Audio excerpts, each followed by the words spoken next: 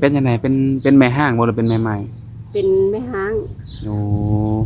อยู่เป็นโสดมานี่จักปีเลย5 ปีโอ้คืออยู่โสดดนแถบบัดนี้ก็บ่ฮู้แล้วเนาะ โอ้ก็คือได้เลิกลากับสามีเก่าไปเนาะโดยหลังจากนั้นก็บ่ได้คุยหรือว่าบ่ได้คบหากับคนทางใดเลยบ่เพราะว่ายังหมกมุ่นนำลูกแต่ว่ามื้อนี้นี่คือจังไดคืออยากมีสามีอีกหรือว่าอยากสร้างกับผู้อีกแม่นบ่โดยออกมาเปิดใจหาคู่เนาะง่ายๆกันโอ้พร้อมสาระ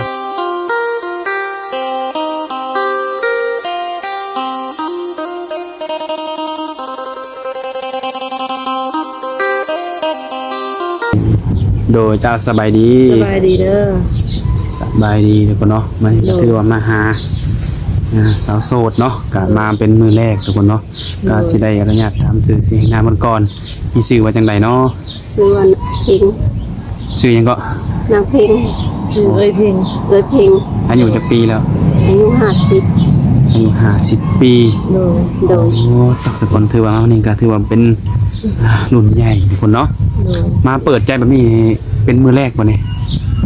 ครั้งแรกเลยมือแรกก็เป็นครั้งแรกเป็นยังไงเป็นแม่ห้างบ่หรือเป็นแม่ใหม่เป็นแม่ห้างโอ้อยู่เป็นโสดมานี่จักปีเลย5 ปีโอ้คืออยู่โสดดนแถบบัดนี้ก็บ่ฮู้แล้วเนาะ โอ้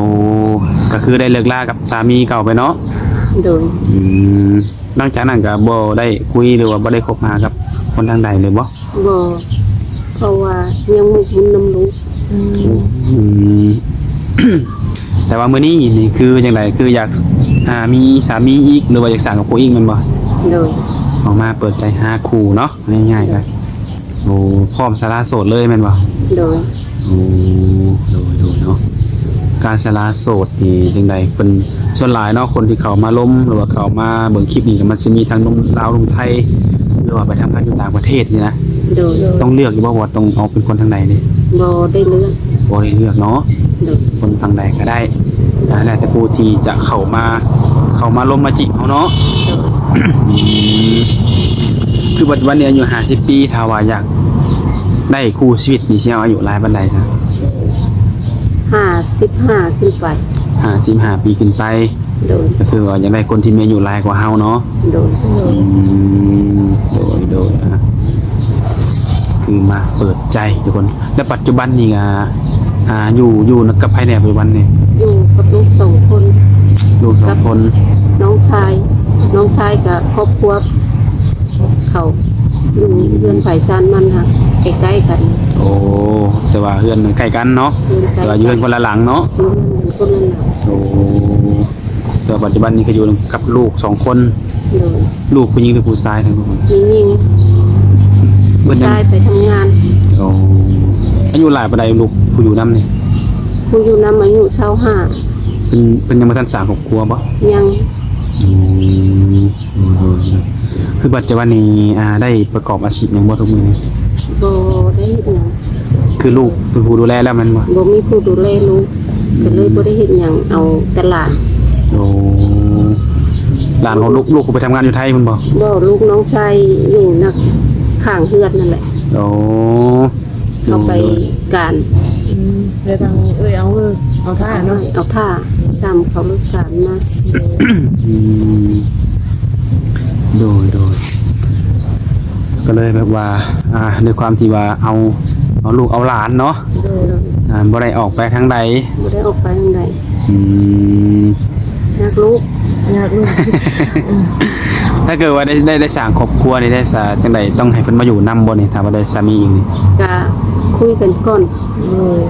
ตกลงกันเนาะตกลงกันสิไปพุ่นหรือมาอยู่พี่ก็ตกลงกันเนาะโดยกันสิตัดสินใจลดก็บ่เอาก็ให้คุยกันก่อนต้องคุยกันดนบ่ก็บ่ดนกันให้คุยก็คุยกันเข้าใจแล้วก็บ่ได้ดนได้ทราบไว้เนาะ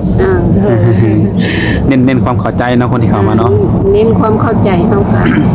รับเฮาได้ก็บ่ให้ดนเพ พร้อมที่เปิดใจให้ โดย คือฟังสำเนียงนี่คือบ่แม่นคนแถวนี้บ่ บ่ค่อยเป็นคนแถวเซบังไฟ สิบังไฟ แล้วบ่ได้ย้ายมาอยู่ในบ้านนี่บ่ ย้ายมาอยู่เพื่อนน้องชายปลูกไว้แล้วน้องชายหันไปอยู่เมืองไทยผู้เฮ็ดเฮือนไว้นี่เอาแม่ลงมาอยู่เอาพ่อลงมาอยู่แล้วพอทีนี้พ่อแม่ก็เสีย โดย วันนี้เพื่อนอยู่ทางพุ้นก็ขายมาปัวลูก อืมเพื่อนเจ้าเองหั่น เพื่อนค่อยเอง อ่า อะ ได้ค่ายมาโพลูก ขายมาปัวลูก ลูกเป็นหยังคือว่าต้องขายเฮือนเลย เป็นเนื้องอกทับเส้นประสาทสายตา โอ้ ก็เลยได้เอาไปผ่าอยู่เมืองไทย โดย ก็เลยใช้เงินไปเบิด แล้วลูกได้หายเศร้าบ่ กับบ่เศร้ากับบ่มีเงินเบิดกะเห็นแน่บ่เห็นแน่เป็นตาฟาง เป็นฟางๆเนาะ แต่เดี๋ยวนี้เพิ่นน่ะยังแบบมองแบบเบิ่งเพิ่นนี่ก็ยังไม่ได้ชัดเลยบ่ บ่เป็นตาฟางมันเอาบ่จบเคสเพิ่นนี่เขาให้เขาปัวเขา2 ปีให้จบเคสเขา2 ปีตามันสิดีขึ้นไปนำแต่ละมื้อบัดนี้ล่ะเฮาละมาการสูญเสียหลาย สูญเสียทั้งแม่สูญเสียทั้งพ่อทั้งลูกมันเบิดนั่นน่ะแล้วก็เงินก็เบิดไปแล้วก็ ถ้าว่าได้อันต้นทุนมาอีนี่น่ะดีบ่ตานะ ก็ดี อืม ก็สิได้ก็สิเห็นก็สิ ก็เป็นตาปกติบ่ ก็สิอยู่ระหว่างหมอง80 เนาะเดี๋ยวพอเพิ่นไปเพิ่นมาได้เนาะ เพิ่นรักษาตัวเองได้แต่ถามว่าสิให้ได้100หมอก็บ่ให้หลายร้อย โดย หม แต่ อ ว่า ก็แค่ให้80 ให้มันดีกว่าบ่เห็นหูง่ายกันเนาะ อืม ดีขึ้นกว่าแบบไปเองได้ให้ได้ง่ายกันเนาะ ไปเองได้ แต่ว่าเดินทางทางไกลนี่ไกลนี่คือสิไม่ได้เนาะ บ่ได้ อืม แบบเพิ่นออกไปเนาะสินั่นสินี่พอแบบแม่ไปเวะไปงานหาได้ง่ายๆกัน คือปัจจุบันนี่ถ้าว่ามีเงินไปรักษาต่อนี่คือได้เนาะ ได้ โอ้โดยคนตัวรายการนี่มันต้องได้ใช้เงินหลายอยู่แล้วเนาะตัวนี้ ใช้เงินหลายแล้วเขาปัวเขาก็บ่ได้ปัวอยู่ลาวนี่เขาปัวอยู่ไทย โดยเพราะว่าเครื่องมือเพิ่นหลายเนาะยาก็ดีแน่ อยู่ลาวนี่เขาบ่รับเลย อื อื ม ม ขึ้นเวียงเขาก็บ่เอาก็เลยเอาไปเมืองไทยเอาไปเมืองไทยหมอเขาก็บอกว่าเขาไปเมืองใหญ่เลยไปเมืองไทยน่ะก็เลยได้เสียละ โดสุเป็นไปได้ก็มีผู้ใหญ่แล้วเนาะ โดย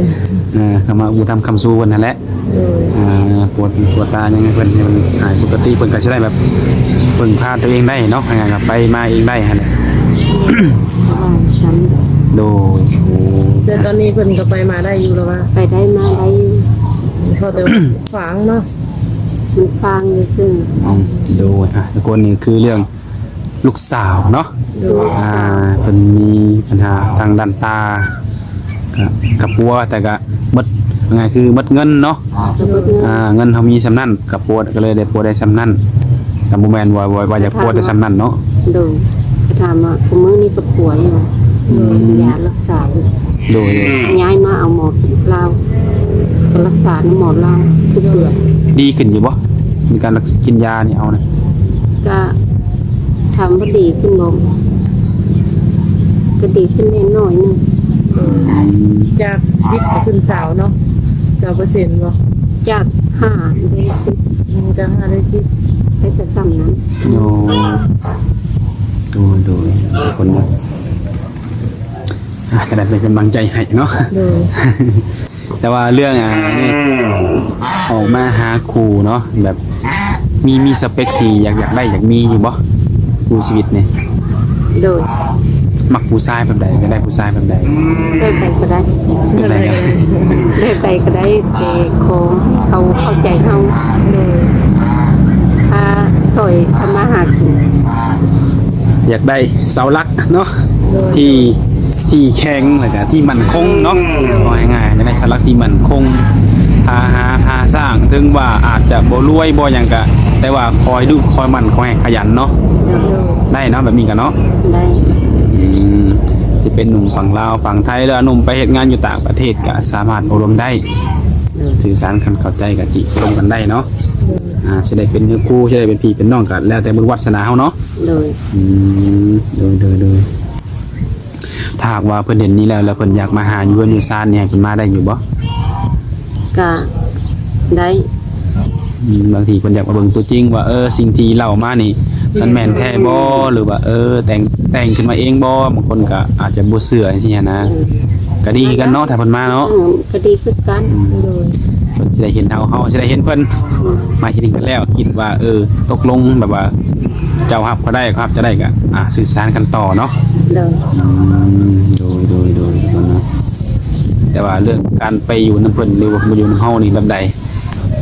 ก็คุยกันก่อน เพิ่นไปเรื่อยๆเนาะก็ยังบ่ได้เนาะตอนนี้เนาะ อันนี้โดยเข้ามาได้ไป เด้อแต่จะตกลงกันบางทีว่าอาจจะได้แบบคู่แบบว่าเพิ่นมีเวียกมีงานของเพิ่นอยู่พุ่นเนาะแบบคนทางไกลสินะเพิ่นอาจจะปะบ่ได้ก็จังหวะกันอีกที่เท่านั้นเนาะ โดย โดยคือทุกมื้อนี่จะได้เรื่องการแต่งอยู่แต่งกินนี่ผู้ใดจะเป็นคนจัดการ ก็มีแต่เอื้อยนี่มาเก่งตื่นเช้ามาเขาก็ต้องตื่นแต่เช้าหายเต็งลูกติดติ่งให้เขาแล้วก็ไปฮิตเอาร้านซ้ำน้องนุ่งมาจัดการ โดย เขาก็อยู่เฮือนเขาก็อยู่เฮือนเขา มีแต่เอาร้านท่าเนาะ เอาร้านท่า ได้เพราะว่ากินนำกัน กินน้ำกันเขาเลิกการมาเขาก็ซื้อมาซื้อเขากิน โดย แบบเงินคำใช้จ่ายนี่ก็เพิ่นก็ยืนอยู่บ่เงินคำ เขาก็บางครั้งเขาก็ยืนผู้นั้นยืนแน่ผู้นี้ยืนแน่ พอได้อยู่ซื้อกินเนาะ เขาได้แต่ซื้อกิน โดย กับหาหืดหาหมอเท่านั้นนะ ดูคือปัจจุบันเองนี่ก็คือทางเดือนนี่ก็บ่ได้มีพยาธิหนังที่โตบ่ บอกมี สุขภาพคือว่าแข็งแรงดี ขอ เนาะ งเลย โดย โดยทุกคนคือว่าปัจจุบันนี่ก็มีหน้าที่เบิ่งลูกแล้วก็เบิ่งหลานเนาะ โดย และมีปลูกผักปลูกหยังอยู่เฮือนบ่อยู่เฮือนกัน บอกได้ปลูกกับปลูกเล็กน้อยเพราะจะได้กินบ่ได้ซื้อเขาปลูกถามมาปลูกเล็กน้อยเพราะได้แต่บ่ได้ซื้อเพิ่น โดย ซื้อเพิ่นก็แพงเนาะ ซื้อเพิ่นกับแพง กู้เอง ปลูกเองแค่นี้เฮาปลูกของเฮาก็บ่ได้ไปตลาด พอได้เก็บห้องเองอยู่ในเรือนในสามเนาะ นั่นแหละ มีสัตว์เลี้ยงบ่เป็ดไก่หยังนี่มีบ่ บ่มีเลย คิดจะเลี้ยงอยู่บ่ของพวกนี้กันแบบเป็ดไก่นะ ก็ถามว่าคิดอยากเลี้ยงมันก็คิดอยากเลี้ยงอยู่แต่ว่าเฮาบ่มีต้นทุน ต้นทุนแบบว่าจังได๋หัวอาหารบ่หำบ่นี่บ่ เพราะว่าสวนนี่ บ่สวนแม่นแหละเนาะอยู่เลี้ยงเป็ดเลี้ยงไก่เลี้ยงหยังกันแล้วแต่เนาะ มีโคกมีหัวมีสวน โดย อันนี้เฮาบ่มีหยังก็มาอยู่กับบ่ได้แม่นว่ามันเป็นเรือนเจ้าของมันเป็นเรือนน้องเพราะว่าของเจ้าของมันหมดเลย น้องที่ติดโตดน้องก็เลยเอามาอยู่นำ โดย แค่แต่ว่าได้น้องผู้ดีว่าง่ายกันเนาะเพิ่นบ่ทิ่มบ่ปาเฮาเนาะ โดยเพิ่นก็จะเพิ่นสิมามื้อใดแต่เมืองไทยก็มาอยู่นํกันคือเก่าน่ะเฮาก็บ่มีครอบครัวมีแต่สองแม่ลูกผู้หนึงก็ผู้ลูกชายหลานก็พาเมียไปทำงานอยู่เมืองไทยก็จักยามใดสิกลับ โดยไปหลายปีแล้วบ่รู้ใจนะ หลายปีแล้ว จักยามเลยพูดอยู่มาเนาะ เพิ่นก็ ทุก จ คน นเว้าแล้วคันจนว่าหากินบ่ได้ยังสิกลับมาบอกนี่ เพิ่นบอกอย่างนั้นเลยแม่นบ่แต่ว่าเงิน เฮาก็จักสิเฮ็ดหยังมันเนาะเฮาเฮ็ดหยังนำเขาบ่ปิด แม่เนาะ เขาบ่เคยอยู่คือเฮาบ่เคยอยู่นี่แหละคือย้ายบ้านย้ายเลย โดย แต่ว่าได้เห็นให้เฮ็ดนาอยู่บ่สัตว์แต่ละปีก็ ซอยพี่น้องซอยน้าสาวก็พี่น้องไปเอาก็เอาให้ โดย กุ้มบ่รู้ว่าต้องได้ซื้อนำ จ้ะ